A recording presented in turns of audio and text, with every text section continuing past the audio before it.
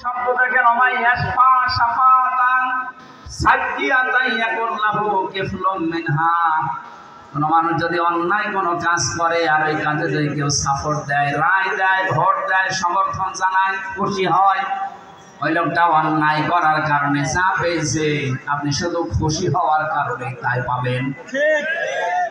এত জুলুম নির্যাতন দেখার পরও যদি কোনো মানুষ জালেমের পক্ষে রায় দেয়, ওই জালেম কিয়ামতে যেভাবে উঠবে আপনাকে আল্লাহ ওইভাবেই তুলবে। আপনাকে আমি বাঁচাতে চাই, আপনি তো অত বড় জালেম না, এই জন্য আপনাকে আমি বাঁচাতে চাই। কোন জালেমের পক্ষে থাকবেন না। নবীজি বলেন তোমার ভাই জালেম হোক আর মজলুম হোক তাকে সাহায্য করো। সাহাবী বলেন হে নবী আমার ভাই যদি মজলুম হয় তাকে তো সাহায্য করা যায়, কিন্তু জালেম হলে তাকে সাহায্য করব কিভাবে? নবীজি বললেন তোমার ভাই যদি জালেম হয় তাকে তোমার দায়িত্ব এই জুলুম থেকে ফিরিয়ে রাখা, এইটাই তাকে সাহায্য।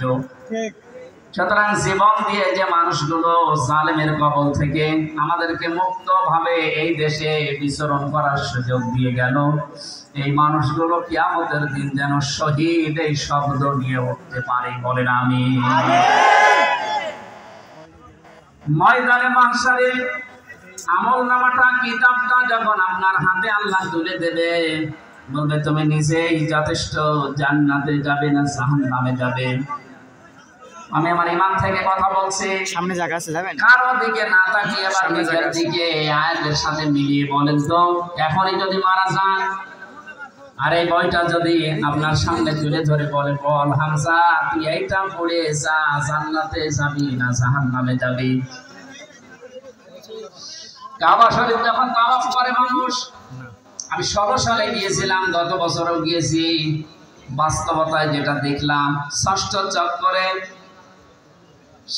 চক্করে মানুষ একটা দোয়া পড়ে আল্লাহর কাছে, আল্লাহুম্মা ইন্না আলাইয়া হুকুকান ফীমা বাইনি ওয়া বাইনিকা।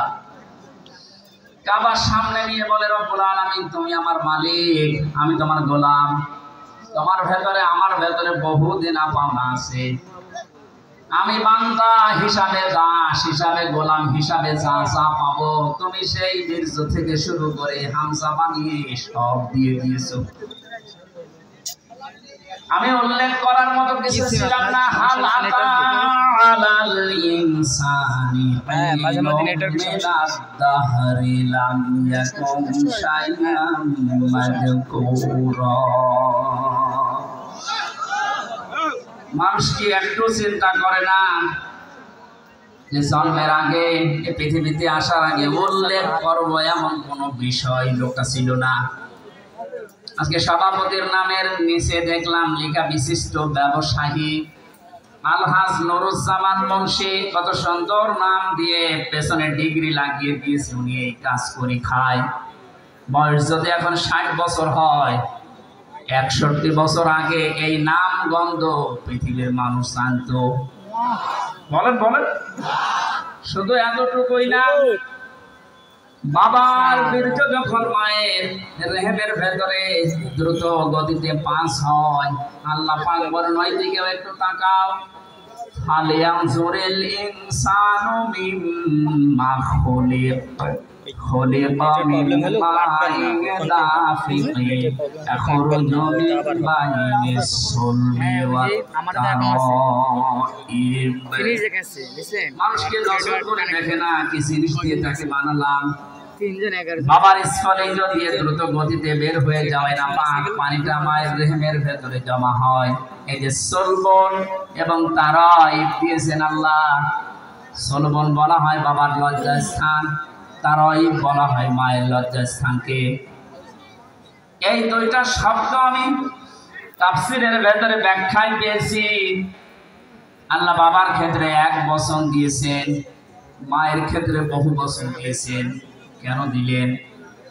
তাফসীরে তাবারী মুফাসসিরে আয়াতের এই সলবন আর তারাইবের ব্যাখ্যা করতে গিয়ে লিখেছেন পৃথিবীতে মানুষকে নিয়ে আসতে বাবার চাইতে মায়ের কমপক্ষে 3 গুণ কষ্ট বেশি হয়। এটা এখানে যত পুরুষ মানুষ আছি আমরা সর্বোচ্চ 45 ইউনিট কষ্ট যদি আমাদের শরীরের ভেতরে কেউ এনে দেয়, আমি সঙ্গে সঙ্গে মারা যাবো, আর সহ্য করতে পারবো না। বিজ্ঞান জানিয়েছে পৃথিবীতে হামজাকে দুনিয়ায় আনতে তার মায়ের কমপক্ষে 57 ইউনিট কষ্ট সহ্য করা লেগেছে। 45 আসলে আমরা মারা যাব, অথচ উনি সহ্য করেছিলেন 57 ইউনিট। প্রতিটি জিনিস পরিমাপ করার একটা যন্ত্র আছে, কষ্ট মাপ দেওয়ার জন্য একটা যন্ত্র আছে, এটা ইউনিট দিয়ে মাপা লাগে। এই যে এই প্যান্ডেলটা যদি আপনাকে আমি মাপ দিতে বলি, দাড়ি পাল্লায় তুলে দেবেন কি দিয়ে? টেপ। ফিতা লাগবে, গজ লাগবে, টেপ বলেন, এটা দিয়ে মাপতে দিলে আপনি মাপতে পারবেন এটা কয় গজ। পৃথিবীতে প্রতিটি জিনিস মাপার আলাদা আলাদা যন্ত্র আছে না নেই? কষ্ট মাপার জন্য 45 থেকে 57 আপনি হিসাব করেন। এতগুলো কষ্ট সহ্য করার পরেও শুধু শেষ করেননি। সূরা হাক্কাত 15, 16, 17, 18 এই আয়াতগুলোর তাফসীরে পেয়েছি। হামালাতুহু উম্মুহু কুরহা ওয়া ওয়াদাআতুহু কুরহা ওয়া হামলুহু ওয়া ফিসালুহু 30 শাহরা ইলা আখিরি আয়াত। আল্লাহ পাক বলেন তোর মা তোকে কষ্টের পরে কষ্ট সহ্য করে পেটে বহন করেছে, এতটুকু শেষ করেনি, ডেলিভারির কষ্টটা এটাও সহ্য করেছে, এতটুকু শেষ করেনি, 2 থেকে 2.5 বছর পর্যন্ত বুকের দুধ খাওয়িয়েছে। কোন মানুষ যদি এই পৃথিবীতে বলে মায়ের কষ্ট ঋণ আমি শোধ করে দেব, বিশ্বনবী জানিয়েছে জন্মের পরে যে 1 ফোঁটা দুধ তোমার মুখে মা দিয়েছিল, ওই ঋণটাও কিয়ামত পর্যন্ত শোধ হবে না। মায়ের এই কষ্টের কথা শোনার পরে যে মানুষগুলোর ভেতরে আবেগ আপ্লুত হয়ে মায়ের কথা মনে হচ্ছে যে এই কষ্ট সহ্য করেছে আমার মা, অবশ্যই তাদের উচিত হবে আল্লাহর ইবাদতের পরে মা বাবার দিকে খেয়াল করা, তাদের খেদমত করা। কোরআনে কারীম জানিয়েছে রাব্বুকা আল্লা তা'বুদু ইল্লা ইয়্যাহু ওয়া বিল ওয়ালিদাইনি ইহসানা। এই দিকে তাকান, আল্লাহ আদেশ দিচ্ছেন, আমি রায় দিয়ে দিলাম। রায় দিচ্ছেন কে? আমি রায় দিয়ে দিলাম, লিখে দিলাম। এই যে কসম মানে ফয়সালা করে দেওয়া, রায় দেওয়া, লিখে দেওয়া, সিদ্ধান্ত জানানো। আমি আল্লাহ সিদ্ধান্ত নিয়েই ফেলেছি, রায় দিয়ে দিয়েছি যে আমার ইবাদতের পরে আর কারো ইবাদত করা যাবে না, আর মা বাবার খেদমত করা লাগবে, তাদের পেছনে খরচ করা লাগবে। মহেশপুরবাসী এখানে একটা শিক্ষা পেয়েছি আমি, আল্লাহর ইবাদত করা, আল্লাহর আইন মানা নফল না ফরজ? আরো জোরে বলেন। মা বাবার আইন মানা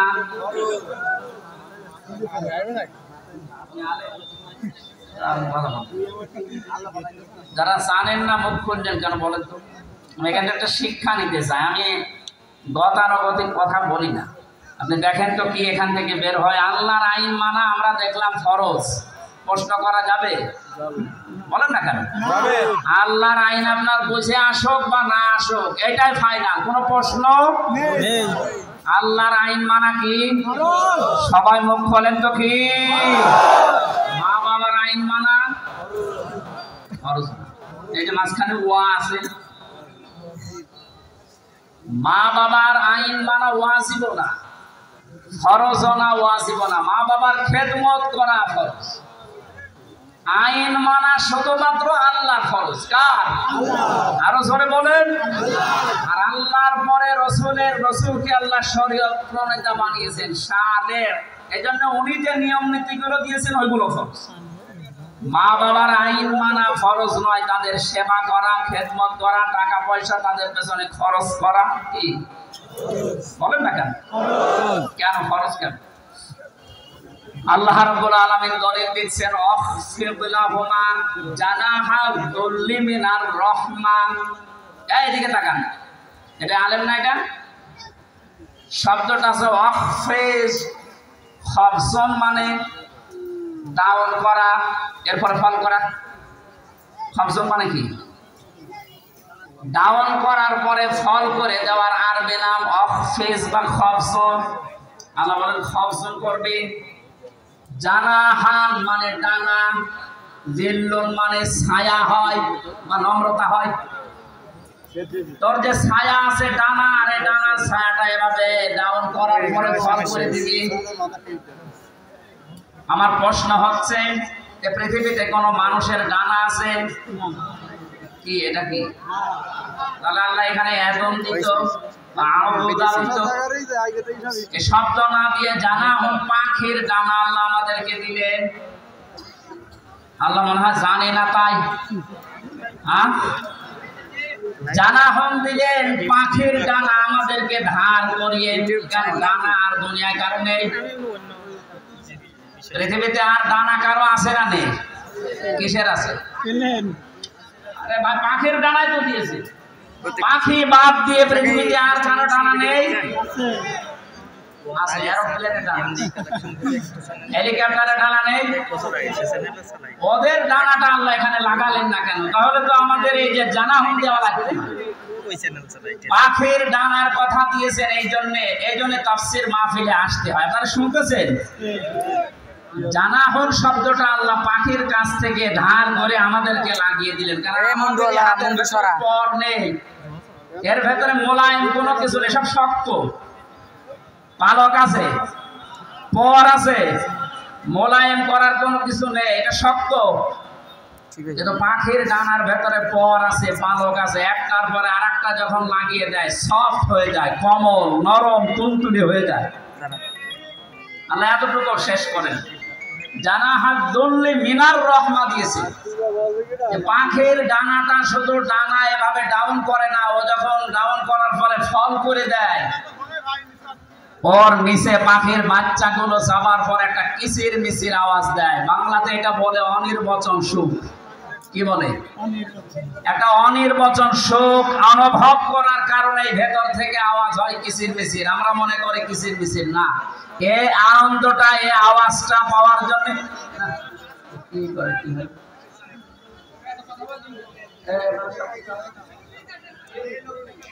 এত আস্তে পিছনে হবে না, আরো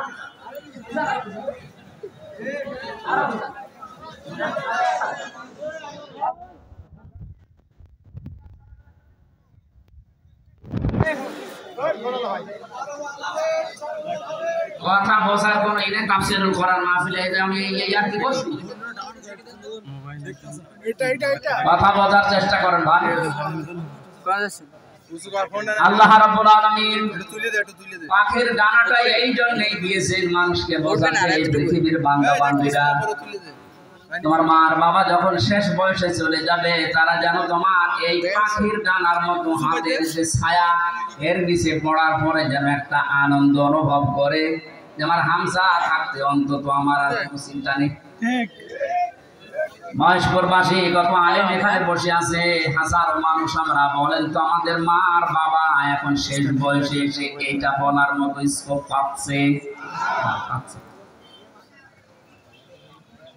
আল্লাহ রাব্বুল আলামিন মায়ের কথা 3 বার দেওয়ার জন্য তারা বহু বচন দিলেন, আর বাবার কথা 1 বার দিয়েছেন। আমি যেটা পর্যন্ত এটা নিয়ে এসেছিলাম, নেই থেকে শুরু করে পর্যন্ত চিনি নিয়ে আসলেন, কারো সাহায্য যার লাগেনি। মার বাবার এই যে স্ফলিঙ্গ দিয়ে নাপাক পানিটা দিয়ে তাফসীরে পড়েছি, আল্লাহ 8টা জিনিস বানিয়েছিলেন: রক্ত, গোশত, চর্বি আর চামড়া, চুল, রগ, হাড় আর পর্দা। 8টা জিনিস যখন মায়ের রেহেমের ভেতরে এক হয়ে যায়, আল্লাহ পাক তখন ফেরেশতাদেরকে বলে, আমি আল্লাহ আমার রব নামের কারণে 5টা জিনিসকে দান করব। ওয়াজআলা লাকুমুস সামআ ওয়াল আবসারা ওয়াল আফইদা ইলা আখিরিল আয়াত। সূরা নাহলের 58 নম্বর আয়াতের মাঝের অংশে আল্লাহ জানিয়েছেন শ্রবণ শক্তি, দর্শন শক্তি, বাক শক্তি, আকেল শক্তি আর গ্রাণ শক্তি। এই 5টা আমি আল্লাহ নিজে তাকে দান করেছি। একটাও যদি কম দিতাম, দুনিয়ায় আসতো ওই লোকটা কিন্তু অপূর্ণাঙ্গ হয়ে। এখানে অনেকাংশ মানুষ, আমরা সব পূর্ণাঙ্গ মানুষ, কয়েকজন হয়তো আছে বিকলাঙ্গ, অন্ধ, ন্যাংরা, কিন্তু হাজারো মানুষ আমরা সব পূর্ণাঙ্গ মানুষ। আল্লাহ নিজের পক্ষ থেকে একটাও যদি কম দিত কি অবস্থা হতো সারা জীবন, আপনি ভাবেন। আল্লাহ পাক এই জন্যই জানিয়েছেন, হে পৃথিবীর মানুষেরা, নেই থেকে শুরু করে উল্লেখ করার মতো একটা জায়গায় তোরে নিয়ে আসলাম, এরপরও আমার সাথে তোর নাফরমানি কমে না। কাইফা তাকফুরুনা বিল্লাহি ওয়া কুনতুম আমওয়াতান ইলা আখিরি আয়াত। বালাগাত মানতে যারা পড়ায় বা জানে, কাইফা শব্দটা 11টা বিষয়ের আগে আল্লাহ ব্যবহার করেন। কাইফা শব্দের প্রথম ব্যবহার হচ্ছে মান্তেকের কায়দায়। আল্লাহর বিশ্বাস হতে চায় না এমন জায়গাকে আল্লাহ কায়ফা দিয়ে শুরু করেন। এটা এতক্ষণ যেটা বলছিলাম, বীর্য থেকে শুরু করে এ পর্যন্ত আনার পেছনে কারো কোনো অবদান নেই। মার বাবা শুধু এক বিছানায় ছিল, এতটুকু তাদের কাজ, বাকি যা করার বলে সেই করেছে। এই মানুষ এখান থেকে হামজা পর্যন্ত হওয়ার পরে যখন নাফরমানি করে, তখন আল্লাহ কায়ফা শব্দ দিয়ে শুরু করেছে যে কি করে নাফরমানি করে আমারও বিশ্বাস হয় না। কাবার গেলাম ধরে মানুষ কিন্তু ষষ্ঠ চক করে এটাই বলে এসেছি আমরা, রব্বুল আলামিন আমি তোমার গোলাম হিসাবে, বান্দা হিসাবে বহু কিছু আমাকে তুমি দিয়েছো, ওই যে বীর্য থেকে এ পর্যন্ত, কিন্তু তুমি আমার মালিক হিসাবে আমার তো কিছু দেওয়া দরকার। আমি তো কিছুই তোমার আজ পর্যন্ত দিতে পারলাম না। তবে একটা জিনিস আমার আছে বুঝি, তোমার ওই রহমান, ওই গফফার, ওই গফুর নামের খাতিরে এই কাবার সামনে নিয়ে বলছি আমারে মাফ করে দাও।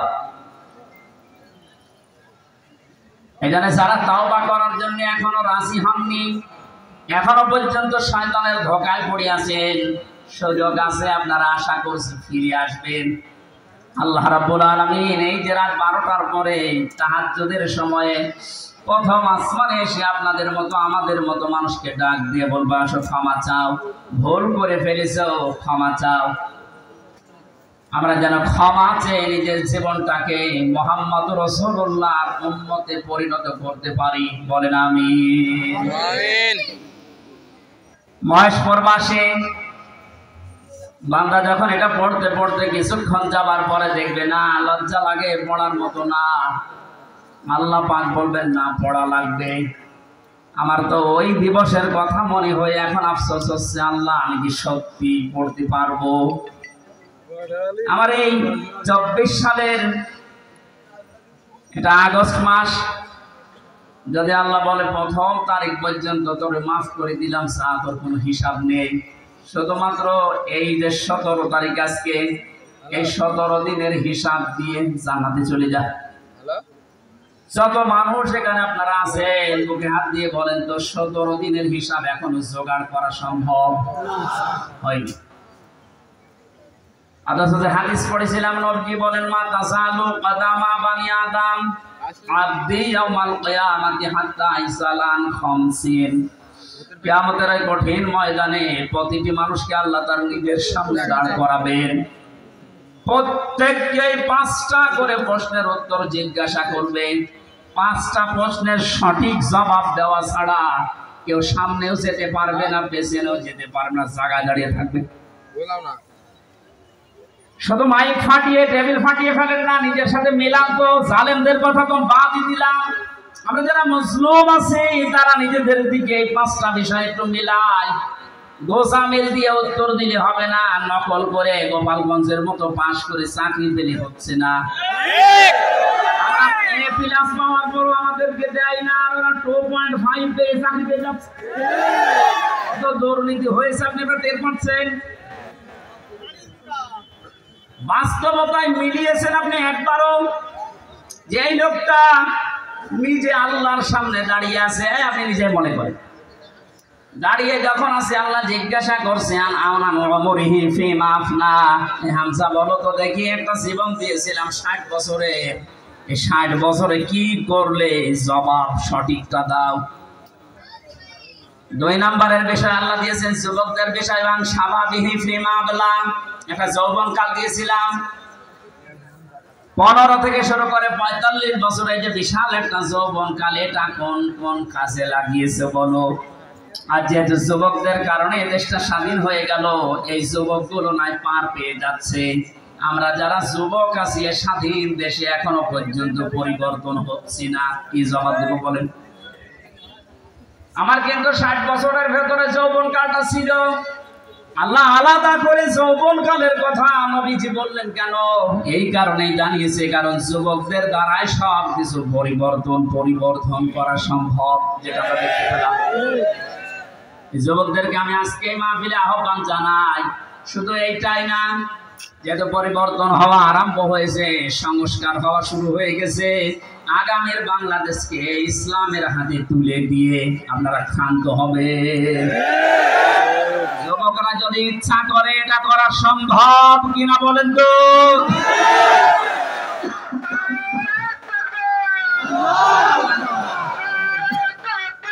আল্লাহু আকবার।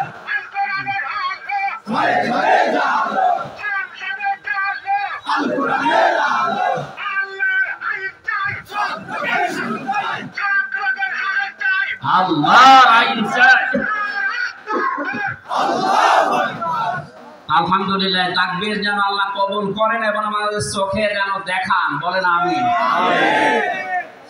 আজকে এই যে শেজিয়া বাজারে আমি আয়াতটা পড়েছিলাম, রাআইতান নাস ইয়াদখুলুনা ফি দীনিল্লাহি আফওয়াজা। হে নবী, আপনি যখন দেখবেন যে আল্লাহর সাহায্য এসে গেছে, তখন তো বিজয় হবে। দলে দলে পালে পালে মানুষ ইসলামে প্রবেশ করছে, যেটা আমরা এখন চর্মচোখে সারা বাংলাদেশে দেখতে পাচ্ছি। একটু যাদের বিবেক আছে, একদম মরে যায়নি, তারা সবকিছু ভুলে ইসলামে চলে আসছে। কারণ ইসলামের মালিক ওরা জানে যে দেশে জামাত ইসলাম, শিবির, চরমনা, এরা না, ইসলামের মালিক কে? আর যারা আমরা আছি, আমরা ইসলামের খাদেম। সুতরাং ইসলাম প্রতিষ্ঠা করতে গিয়ে, ইসলাম কায়েম করতে গিয়ে বিকাল 5টার আগে কাউকে আমরা আর ষড়যন্ত্র করতে দেব না ইনশাআল্লাহ। এই যে বিচারপতির নামে কলঙ্ক, মানব জাতি হিসাবে একদম কুলাঙ্গার, এই যে মানিক। বিচারপতির নাম নিলাম এই কারণে, নাম নিয়েও গুনাহ হবে, কারণ এ মানুষের পর্যায়ে পড়ে না। ইসলামকে এই দুনিয়া থেকে মেটানোর জন্য, বিশেষ করে বাংলাদেশ থেকে যারা ভূমিকা পালন করেছে বেশি, তার ভেতরে এই অবৈধ বিচারপতি আছে। ওর কথাবার্তা শুনলে শয়তান পর্যন্ত হাসে, আল্লাহ তুমি আমারে শয়তান বানিয়েছো, এটা চোখে দেখনি? আমি মাঝে মাঝে ওরা দেখি আর ভাবি, আমি তো শয়তান দেখি না, যদি দেখতাম মনে হয় এরকমই হতো, টাটকা নির্ভেজাল। সুতরাং এরকম শয়তানের অনুসারী যারা আছেন, তরিন আফরোজ থেকে বহু শয়তানকে 15 বছর দেখলাম। এখন ইসলামের যে উর্বর ভূমি বাংলাদেশে হচ্ছে, চলছে, কায়েম হওয়ার পথে, বাধা দিতে আসলে কিন্তু বিকাল 5টার আগে কোনো ছাড় নেই। এটা তো গেল কামলাদের। আর যিনি জমির মালিক এই যে বসে আছে, উনি যদি এসে দেখে সব ধান নষ্ট করে ফেলেছে, এরপরে উনি কিছু বলছে না, তার মানে ওনার কোনো শক্তি নেই। বিশ্বাস করেন, মনে মনে চিন্তা করেন ওনার শক্তি নেই, তা না, এখন হয়তো কিছু বলছে না, গোপনে ওনার কোনো কিছু আছে। যেদিন ধরবে ওইদিন বাপ বলার সময় দেবে না, যেটা আমার আল্লাহ এখন মালিক হিসাবে করছে। তোমার রবের ধরা বড় শক্ত ধরা, নৌকায় উঠে পালাতে গিয়েও পারে, পারবে কি করে? কারণ ওরা তো আমরা ধরি না, ধরেছে কি? এদের কারণে হাজারে অবৈধ আইন মন্ত্রীর কারণে হাজার হাজার মানুষ আইনের এই জায়গায়, ন্যায় বিচারের জায়গায় অবিচার পেয়েছে বেশি। তার বাস্তব প্রমাণ আমি নিজে না, সিএমএম কোর্ট, জজ কোর্ট, হাইকোর্ট মিলিয়ে আমার মামলা কতবার তুলেছে। এই যে আমার মামা বসে আছে, মামা শ্বশুর, আমার চাচা ছিল ঢাকায়, বাবা তো ওগুলো বোঝে না ভালো, রাত দিন দৌড়া চাকরি করে বেটা, এরপরও রাত দিন এখানে ওখানে উকিল ধরে করবে কি? কারণ যারাই ধরবে, যত বড় উকিল ধরুক, আর উকিল তো বসে আছে ওখান থেকে, যতক্ষণ সিগন্যাল না পাবে আমার নাকি বের হওয়ার কোনো এই একটা বিচার হইল। আর প্রতিদিন টিভির সামনে এসে সন্তানদের নাকি লেকচার দিচ্ছে যে আমরা ন্যায় বিচার কায়েম করেছি।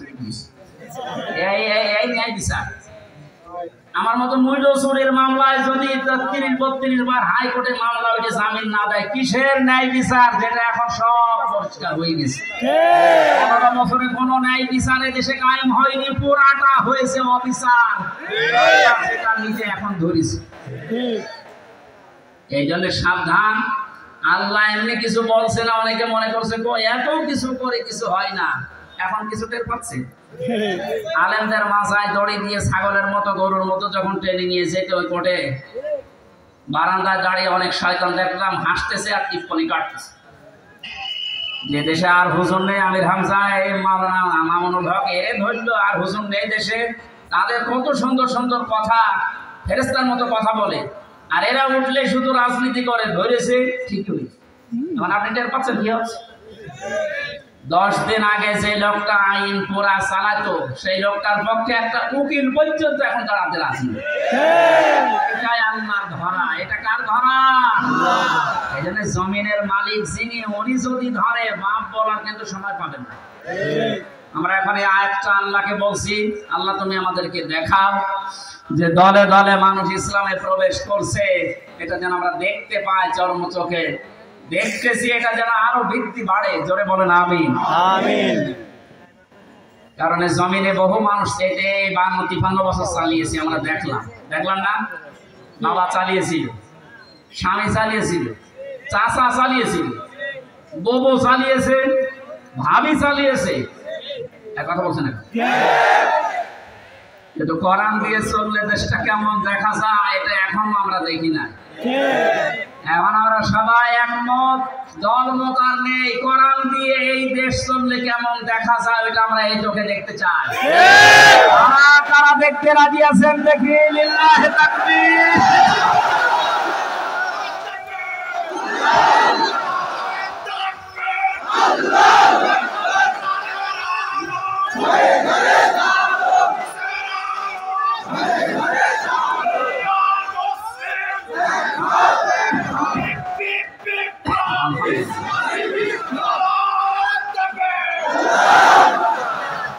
কোরআনের খাদেম আমরা যারা এখানে বসে আছি, আমাদের কোনো টেনশন নেই। কায়েম হলেও এই দেশে ভালো, না হলেও আমার কোনো লস নেই। আমার বেতন আছে বিকাল 5টায়, তার নাম জান্নাত, ওটা আল্লাহ আমাকে দেবে।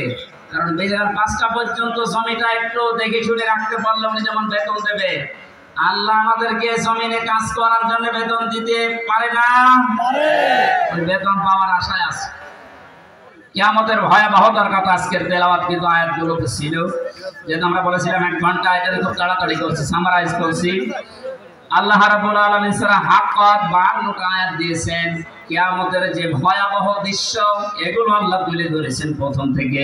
পুরাটা তাফসীর করতে গেলে অনেক সময় লাগবে। সামনে আরো 2টা মাহফিল এলাকায় আছে, আমরা ওখানে ধারাবাহিকভাবে বলবো ইনশাআল্লাহ। আজকে খুব কম সময় নিচ্ছি।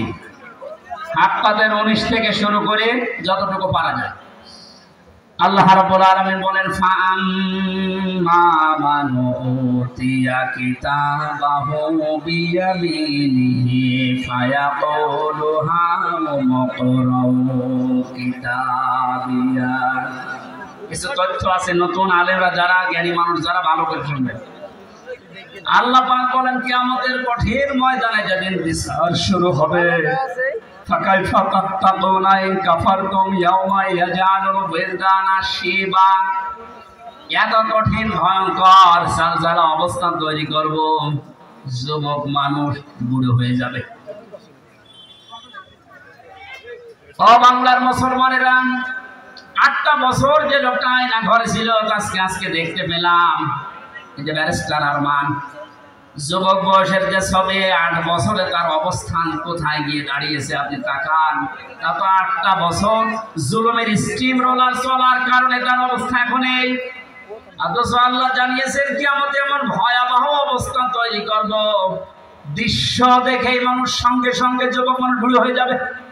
ওনার বুড়ো হতে সময় লেগেছে 8 বছর, কিয়ামতে আমার বুড়ো হতে সময় লাগবে কয়দিন? মুহূর্তের ভেতরে চোখের পলক পড়তে বুড়ো হয়ে যাবে যুবক মানুষ। কি অবস্থা হবে এবার ভাবেন। ইয়াউমা ইয়াফিরুল মারউ মিন আখি, প্রথমেই পালাবে মানুষ দেখলে তার আপন ভাই থেকে। ওয়া উম্মিহি ওয়া আবি, তার মায়ের কাছ থেকে, বাবার কাছ থেকে। ওয়া ফাসিলাতিহি আল্লাতী তুমি, আল্লাহ পাক বলেন তার জ্ঞাতি গোষ্ঠী তাকে যারা আশ্রয় দিত এই মানুষগুলো পালাতে থাকবে। ও দুনিয়ার মানুষেরা, পৃথিবীতে আমরা বিপদে পড়লে, হামলা মামলার শিকার হলে আগে ভাই আগিয়ে আসে, বাবা আসে, বংশের লোক আসে, জ্ঞাতি গোষ্ঠী যে দল করি ওই দলের লোক আসে। আল্লাহ পয়েন্ট আকারে ওগুলো আগে দিয়েছেন যে এইগুলো আগে পালাবে। একটা বারের জন্য আপনার বিবেকে নাড়া দেয় না যে এইগুলো যদি পালায়? যারা ধোকা দিয়ে অনেককে 15 বছর বোকা বানিয়ে রেখেছিল পীরের নামে, হাজার হাজার লক্ষ লক্ষ ভণ্ড বেরিয়ে, যে কোনো চিন্তা নেই আমরা আছি, ওরা আগে পালাবে। আমরা বিবেককে একটু রায় দেয় না যে মা যদি পালায়, বাবা যদি বলে না আমি বিয়ে করিনি, সন্তান পাবো কোথায়? আমার তো এই আয়াত পড়ার পর বিশ্বাস হয় লক্ষ কোটি পীরেরা বলবে আল্লাহ দুনিয়া আমি পীর ছিলাম, মুরিদ পাবো কোথায়? এই জন্য কোন ভণ্ডের উপরে আশা আকাঙ্ক্ষা ভরসা না করে নিজের কাজের দিকে ভরসা করেন। আল্লাহ বলেন তোকে পড়তে দেব, পড়, ধরে আমল নামাটা পড়। ফায়াকুলু হাউ মুকরাউ কিতাবিয়া ইন্নী যানানতু আন্নী মুলাকিন হিসাবিয়া। কিতাবটা হাতে নিয়ে পড়তে আরম্ভ করবে আর বলবে অবশ্যই আমি এটা বিশ্বাস করে চলতাম যে আমাকে একদিন আল্লাহর দরবারে এভাবে হিসাব দেওয়া লাগবে। শুধু এই আয়াতটাই মানুষের জীবন পরিবর্তন করে দিতে পারে। কষ্ট হচ্ছে আপনাদের? আয়াতটার তাফসিরে আমি তাবারিতে পড়েছি, খলিফাতুল মুসলিমিন হযরত ওমর রাদিয়াল্লাহু তাআলা আনহু তার সন্তানটাকে একবার ভর্তি করলেন মাদ্রাসায়। হোসাইন রাদিয়াল্লাহু তাআলা আনহুর সময় প্রধান বিচারপতি হযরত আলীর সন্তান, তিনিও মাদ্রাসায় পড়তে বলে কলম ফেলে দিচ্ছিলেন, বলে তুলে দাও তুলে দাও তুলে দাও। 3 বার তুলে দেওয়ার পরে প্রধান মন্ত্রীর ছেলে এজন্য একটু রাগ হয়ে গেছে, ডাক দিয়ে বলে কলম ফেলে দিতে বলো, বারবার আমারে তুলতে বলো, আমি খাদেম তোমার চাকর। হযরত হোসাইন বলে ফেলেছে তুমি শুধু চাকর না, তুমি চাকরের বাচ্চা, খাদেমের বাচ্চা। খাদেম বাড়িতে যে আব্বাকে বলছে আব্বা আমি আর পড়বো না, কেন? আমাকে গালি দিয়েছে, ছোট করেছে আমার বন্ধুদের মাঝে, তুমি বিচার করো হোসাইনের। আজকে না জমার দিন বিচার হবে। খুতবা দিচ্ছিলেন হযরত ওমর, ডাক দিয়ে বললেন হোসাইন এখানে আসো, বলে হ্যাঁ সামনে আসো। তুমি আমার সন্তানকে গালি দিয়েছো, খাদেমের বাচ্চা, খাদেম বলে অপমান করেছো। হযরতে হোসাইন বললেন হ্যাঁ আমি বলেছি। তিনি বলেন কেন বললেন? হযরতে হোসাইন ওখান থেকে দাঁড়িয়ে বলে খলিফা বুকে হাত দিয়ে বলেন তো আপনি কি আমার নানার খাদেম ছিলেন না? হযরত ওমরের কথা বন্ধ হয়ে গেছে, চোখের পানি ফেলে বলে হ্যাঁ আমি তো খাদেম ছিলাম, এভাবে তো ভাবি নাই। আমি যে খাদেম ছিলাম এটা তো আমি তো জানি। তুমি কি লিখে দিতে পারবে যে আমি নবীর খাদেম ছিলাম? তোমার নানার হাত কাগজ নিয়ে আসে, খেজুর পাতা নিয়ে এসেছে, লিখে দিলেন এই ওমর আমার নানার খাদেম ছিল, আমি দেখেছি, কিন্তু হোসাইন ইবনে আলী সই করে দিলাম। কাগজটা হাতে নিয়ে হযরত ওমর বলে নবীর সাহাবীরা বিচার হয়ে গেছে। ছোট মানুষ আব্দুল্লাহ ও তো বোঝে না, বলে কি বিচার করলে বাবা? তুমি তো এখনো মায়ের ধর শুরু করোনি। হযরত ওমর বলে সন্তান যে বিচার করেছে এটা দুনিয়া না, মরণের পর কাজে লাগবে। আমি ইন্নী যানানতু আন্নী মুলাকিন হিসাবিয়া, আমি বিশ্বাস করে দুনিয়ায় চলি এটা আমাকে হিসাবের মুখোমুখি হওয়া লাগবে। আমি আমার 26 বছর বয়সে মুসলমান হয়েছি, বাকি এই কয় বছর ইবাদত বন্দেগী যাই করলাম হিসাব দিতে পারবো কিনা জানি না। মারা যাওয়ার পরে কাগজটা আমার কাপড়ের ভেতরে দিয়ে দিও।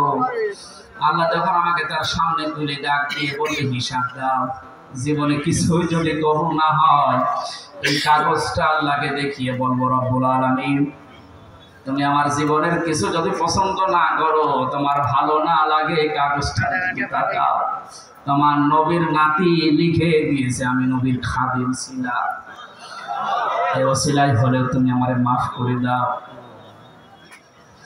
জবাব দেওয়া, হিসাব দেওয়া কিয়ামতের ময়দান, এটা তাদের কোন পর্যায়ে ছিল? তারা কি বিশ্বাসযোগ্য হিসাবিয়া? আর আমরা কোথায় আছি? আল্লাহ পাক বলেন হিসাব বড় কঠিন জিনিস, এজন্য আমার নবী পর্যন্ত প্রতিদিন 100 বার করে দোয়া করতো, আল্লাহুম্মা ইন্না আলাইয়া হিসাবা ইয়াসিরা, হে আল্লাহ তুমি আর চাই করো আমার হিসাবটা সহজ করে দিও। নবীজি মাঝে মাঝে বলতেন সাহাবীরা, আল্লাহর দয়া ছাড়া হিসাব দিয়ে কেউ জান্নাতে যেতে পারবে না। সাহাবীরা বলেন হুজুর আপনি? বিশ্বনবী বলেন আমারও সম্ভব না আল্লাহর দয়া ছাড়া হিসাব দিয়ে জান্নাতে যাওয়া। আমার বাংলার মুসলমানেরা যারা আগে পেছনের সব অপরাধ আল্লাহ মাফ করে দিয়েছেন, এই মানুষটা যদি 100 বার হিসাবের বিষয়ে চিন্তা করে 24 ঘন্টায়, আমাদের কতবার হিসাব আসা দরকার। যে হিসাবটা যত বেশি আসবে এই দেশ থেকে দুর্নীতি তত বেশি পালাবে। এক একটা মন্ত্রী এক একটা নেতার ঘরে যত টাকা যত স্বর্ণ পাওয়া যাচ্ছে, একটাই কারণ, এরা কোনোদিন বিশ্বাস করে না যে আর একটা জায়গা আছে যেখানে হিসাব দেওয়া লাগবে। এখন যারা দায়িত্বে আছেন, পরবর্তীতে যারা আসবেন, তারা 100 ভাগ বিশ্বাস করে ওই জায়গাগুলোতে যাবে যে আমি আর চাই করি, আমাকে কিন্তু হিসাবের মুখোমুখি হওয়া লাগবে। বাংলার দোদক না, বাংলার বিচারপতি না, আমার যে নিয়ালাই সাল্লাল্লাহু বিআহকামিল হাকিমিন, সব চাইতে বড় বিচারপতি যিনি, ওনার সামনে আমার হিসাব দেওয়া লাগবে। কথা বলেন ঠিক কিনা? আমি হামজা সহ যত মানুষ এখানে বসে আছি, প্রত্যেককেই যেন এই আয়াতটা নিজের সাথে মিলিয়ে আল্লাহ আমাদের হিসাব যেন সহজ করে দেন, বলেন আমিন। এই লোকটাকে আল্লাহ সন্তোষজনক জীবন দান করবেন। এইদিকে টাকা নেবেন, যে তথ্যটা বলার জন্য এতক্ষণ পর্যন্ত এদিকে ওদিকে আমি ছড়িয়েছিলাম, এইবার সে পর্যন্ত এসেছি, আলেমদেরকে বলছি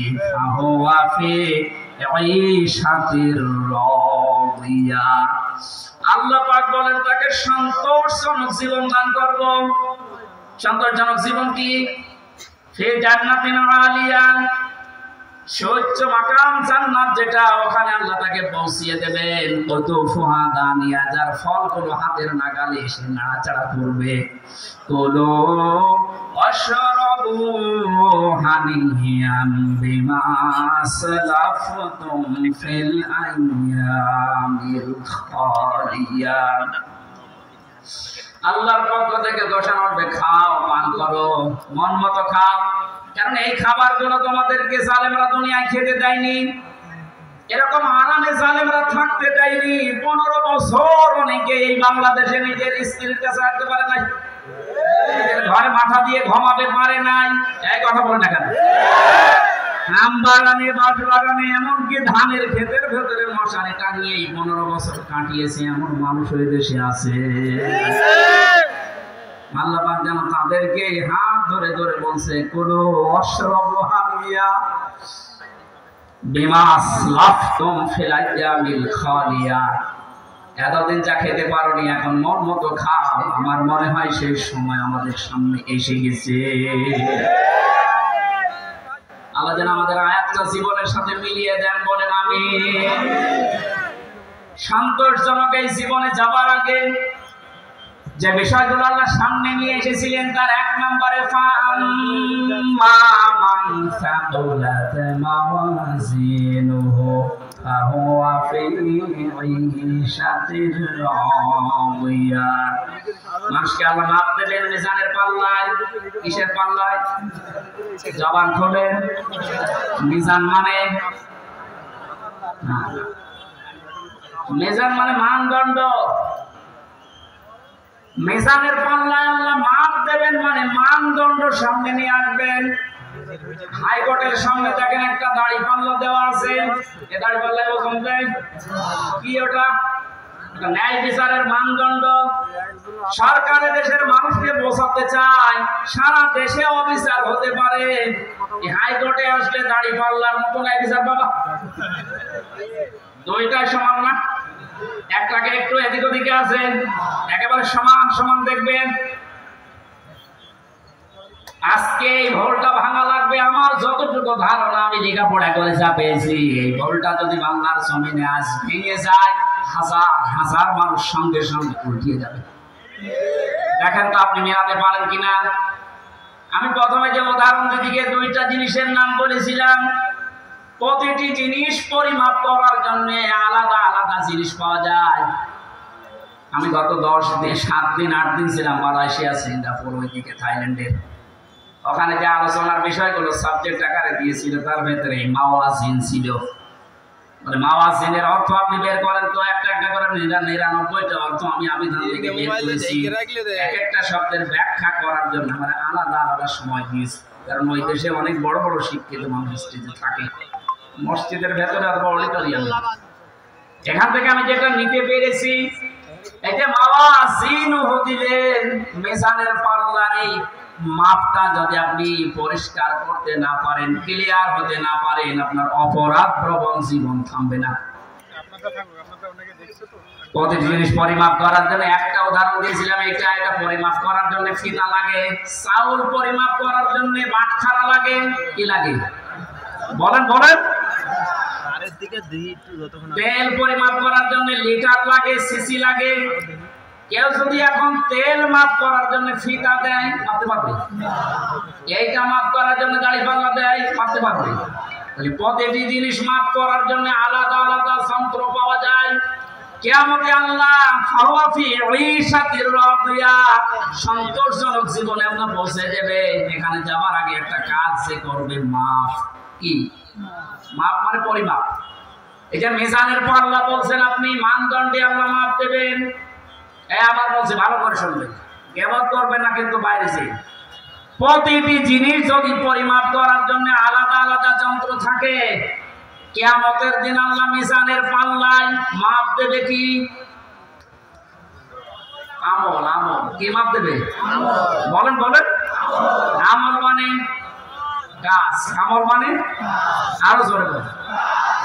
কাজ মাপার জন্য দাড়ি পাল্লা লাগে না, ফিতা লাগে, লিটার লাগে, কি লাগে?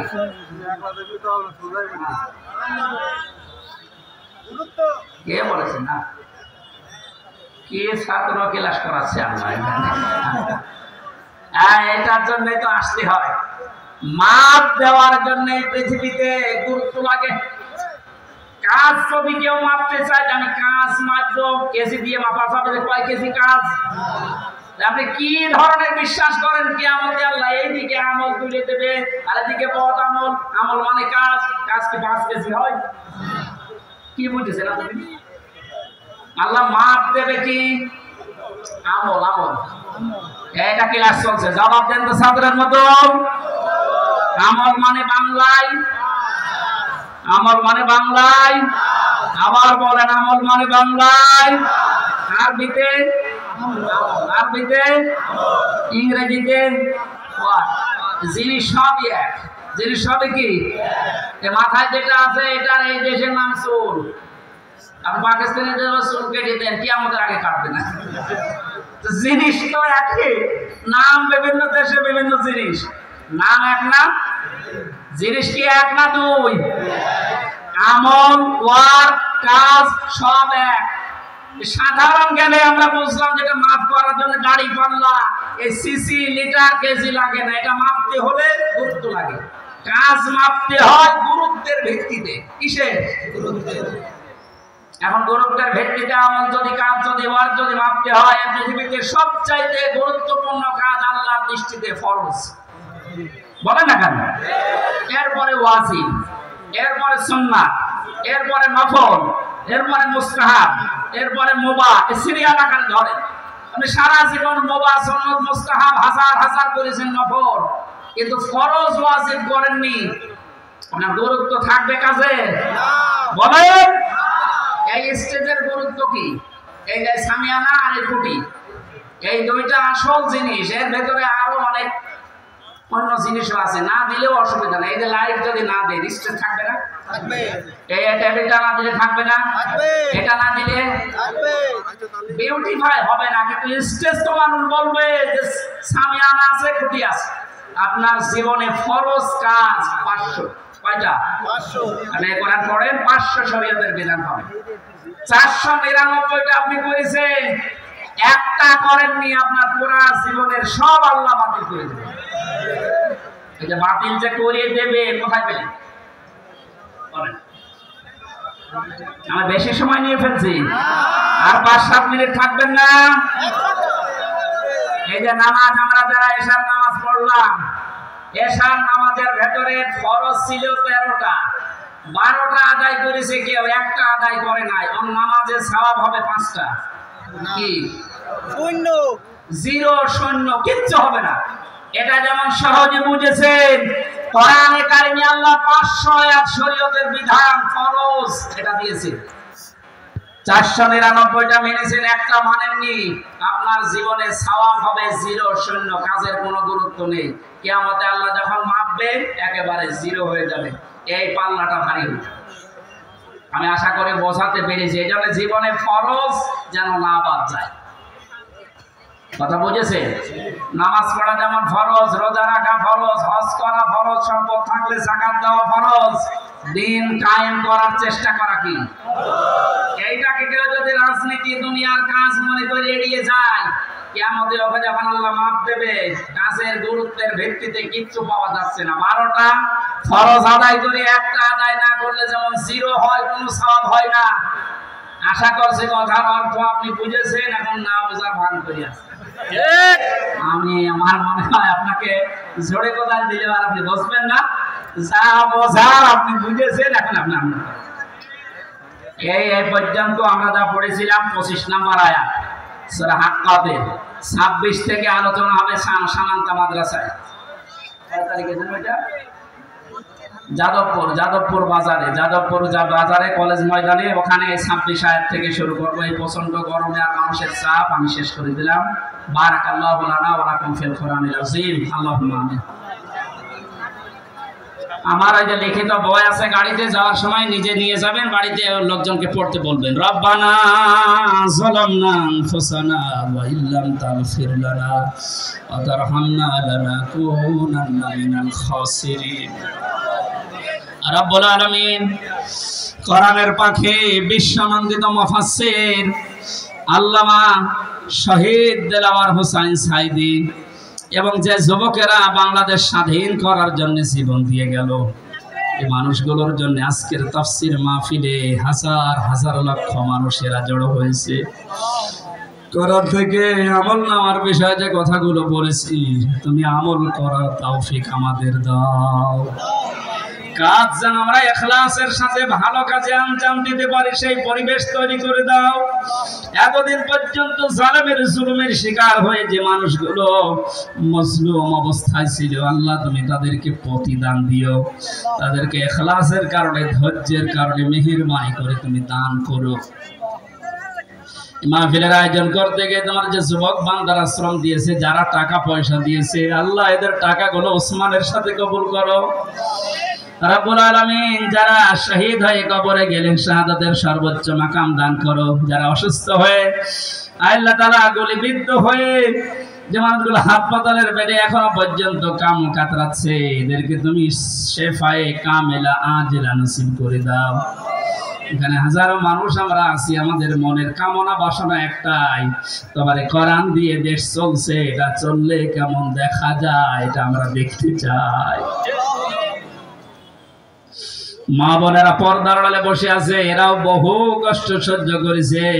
আল্লাহ মজলুম মা বোনদেরকে তুমি কবুল করো দিনের জন্য। তাদের পেটে তুমি হযরতে আয়েশার মতো, হযরতে হুসাইন হাসানের মতো সন্তান দান করো। এলাকায় আসলে তোমার বান্দা মরহুম আব্দুল হান্নান, তোমার আলেম বান্দার কথা মনে পড়ে, মাবুদটাকে তুমি কবরে মাফ করে দাও।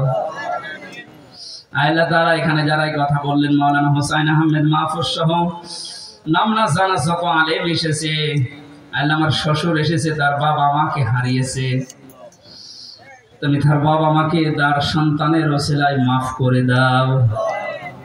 আমার মামা এসেছে মাওলানা আলমগীর হুসাইন, তার বাবাকে সে হারিয়েছে, আল্লাহ তার বাবাকেও মাফ করে দাও। হাফেজ মাওলানা আবু সালেহ সহ কত আলেম এখানে বসে আছে, আল্লাহ আলেমদের দিকে তাকিয়ে হলো আজকের এই মোনাজাত কবুল করে দাও। যে বাড়িতে এসে বসেছিলাম, এই বাড়ির উপরে রহমত নাযিল করো। আল্লাহ আমাদের শরীরটাকে সুস্থ রাখো, বহু জুলুম অত্যাচারে দেশের মানুষ আমরা সহ্য করেছি। আল্লাহ জুলুমের পরাজয় যখন হয়েছে, এই জালেমদেরকে আর তুমি এই দেশে জায়গা দিও না। নূহ নবী দোয়া করেছিলেন, রব্বিলা তাদারনি মিনাল কাফিরিনা দাজ্জারা ইন্নাকা ইন তাদারহুম ইউদিল্লু ইবাদাকা ওয়া লা ইয়ালিদু ইল্লা ফাজিরুন কাফফারা। ওদের পেট থেকে যেটা আসবে ওইটাও তোমার নাফরমান হবে। এজন্য কোন জালেম যেন দেশের জমিনে জায়গা না পায় সেই ব্যবস্থা করে দাও। কোরআনের জন্য এই 17 বছর যারা মাসলুম অবস্থায় জীবন কাটিয়েছে, আল্লাহ তোমার ওয়াদা তাদেরকে তুমি ওয়ারিশ বানাবে জমিনে। এই মাজলুমদের হাতে এই জমিনের দায়িত্ব দিয়ে দাও। আমরা শরীরে অনেকে রোগ শোক নিয়ে আছি, আমাদেরকে শেফায়ে কামেলা আজেলা দান করো। রব্বুল আলামিন আমার মা বাবাকে মাফ করে দাও, আমার দাদা দাদি নানা নানিকে মাফ করো। যে যার জন্য আমরা হাত তুলেছি আমাদের কারো মোনাজাত ফেরত দিও না, কবুল করে নাও। এই গ্রামে মাটির নিচে যত মানুষ ঘুমিয়ে আছে আল্লাহ কবরগুলো জান্নাত বানাও। আগামীতে এই ময়দানটা কোরআনের জন্য উন্মুক্ত করে দাও। অধ্যাপক মতিউর রহমান স্যার সহ অধ্যাপক ফরক আহমেদ সহ যত অতিথি আজকের মাহফিলের প্রত্যেককে ওমরের মতো বানিয়ে দাও। আল্লাহ বাংলার জমিনটা তুমি কোরআনের হাতে তুলে দাও। কখন কার মরণ চলে আসে জানি না। এখন আমরা এখানে কেউ জানি না মহেশপুরের বাজারে, সেজিয়ার বাজারে কার কাপড়ের কাপড় এসে গড়াগড়ি করছে।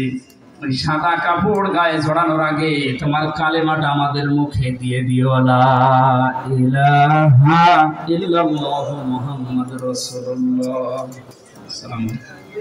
ওই যে গাড়ি আছে ওখান থেকে মেয়েদের বইটা পাওয়া যাচ্ছে, ওইটা নিয়ে স্ত্রীকে, মাকে, মেয়েকে পড়াবেন। অনেক তথ্য আছে ওখানে।